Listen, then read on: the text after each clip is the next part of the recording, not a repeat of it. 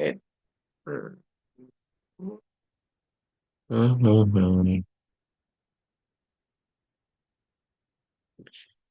bismillahirrahmanirrahim. Assalamualaikum warahmatullahi wabarakatuh. Halo semua, perkenalkan nama saya Isam Zaki dengan NIM C1D1230014. Pada video kali ini saya akan mempresentasikan resume mata kuliah Cyber Security Management dari pertemuan ke-9 sampai dengan ke-15.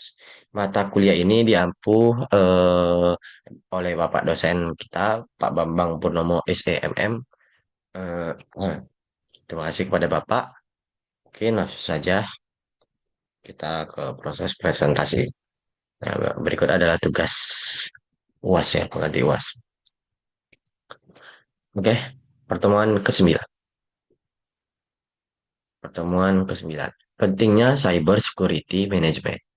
Jadi yang dibahas pentingnya Cyber Security Management. Apalagi di era digital saat ini ya, teman-teman.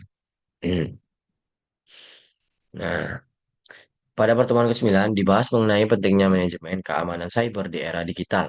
Ancaman seperti malware, ransomware, DDoS, dan phishing makin meningkat dan kompleks. Dampaknya bisa sangat merugikan baik secara finansial, reputasi, maupun hukum. Selain itu, pengembangan teknologi seperti IoT dan cloud computing memperluas resiko. Oleh karena itu, organisasi perlu melindungi data sensitif, infrastruktur penting, dan membangun kepercayaan pelanggan. Bidang ini juga menjanjikan karir yang luas dan gaji yang kompetitif. Di pertemuan 9 membahas itu, teman-teman. Nah,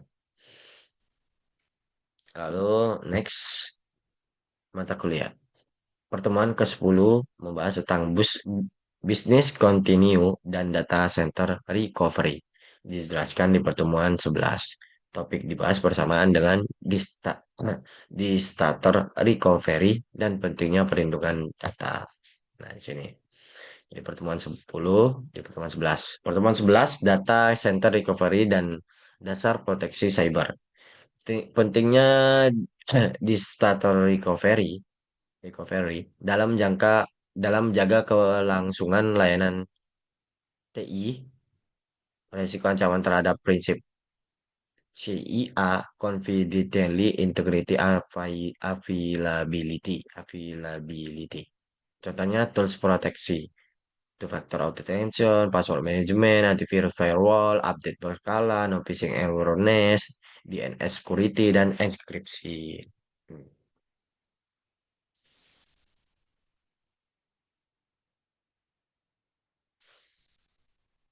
Jadi strategi global.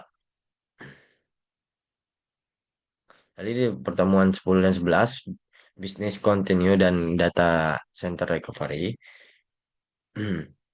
Materi pertemuan 10 dan 11, fokus utamanya adalah melindungi data penting agar operasional tetap berjalan. Saat terjadi gangguan, dijelaskan juga beberapa tools dasar seperti autentikasi dua langkah, password kuat, antivirus, firewall, enkripsi DNS, dan DNS aman. Langkah-langkah ini penting untuk mencegah kehilangan data serangan cyber atau tindakan langsung ya di pertemuan 10-11 ini. Bagaimana tindakan yang bisa kita lakukan untuk memperkuat dan mencegah hal-hal cyber atau kejahatan kejahatan digital, kejahatan digital tidak terjadi di perusahaan kita atau di organisasi kita. Oke, next. Yaitu studi kasus ransomware rumah sakit adalah harapan sehat. Pertemuan 12. Infrastruktur TI lemah, patch belum update, firewall dasar backup tidak optimal, malware masuk dari server yang tidak diproteksi dan menyebar ke seluruh sistem. Dampaknya operasi RS lumpuh, rekam SD tidak bisa diakses, reputasi menurun, rekomendasinya pemisah jaringan, penggunaan data center pihak ketiga, lalu security audit rutin. Nah, kan tadi di pertemuan sebelumnya tahapan-tahapan. Lalu di pertemuan ke-12-nya setelahnya langsung studi kasus.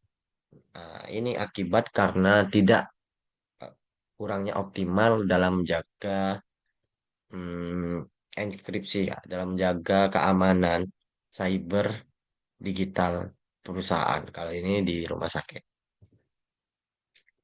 Lalu pertemuan ke-13 Hmm.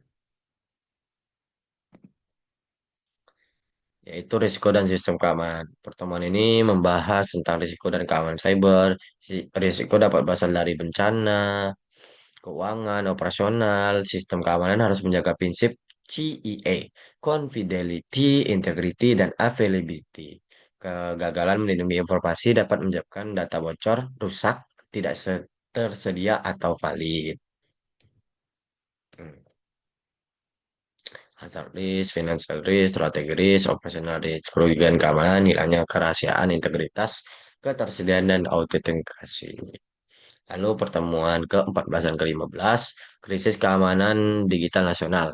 Ini contoh serangan cyber besar di Indonesia, PDN 2024 ransomware, BSI 2023 ransomware, Tokopedia 2020 kebocoran data, Peduli Lindungi 2021 data leak, lalu tantangan nasional infrastruktur lama, rendahnya kesadaran keamanan, kekurangan tenaga ahli, regulasi belum optimal. Rekomendasinya edukasi dan pelatihan, investasi keamanan, kolaborasi multi pihak, audit berkala, dan respon cepat. Pemerintah belum mau ya mengeluarkan anggaran untuk fokus ke keamanan data digital ini.